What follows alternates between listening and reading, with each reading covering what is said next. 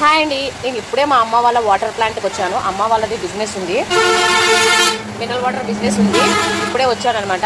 Water ప్లాంట్తో పాటు పక్కన కిరాణా shop లాగా చిన్నగా పెట్టుకుంది. అది కూడా ఒకసారి చూపిస్తాను. హాలిడేస్ అని చెప్పి అమ్మ వాళ్ళ ఇంటికి వెళ్ళామన్నమాట. అమ్మ వాళ్ళది ఇది బిజినెస్. సో కిరాణా షాప్ చిన్నగా పెట్టుకుంది అక్కడ. ఇది వచ్చేసి మెయిన్గా వాటర్ ప్లాంట్ అనమాట.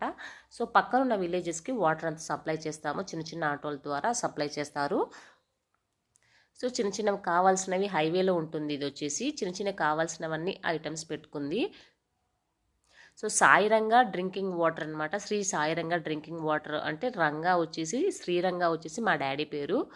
సో శ్రీ సాయి అని అలా పెట్టుకోమని చెప్పారనమాట స్వామీజీ వాళ్ళు. సో అందుకు శ్రీ సాయిరంగా అని ఆ రకంగా పెట్టుకున్నారు.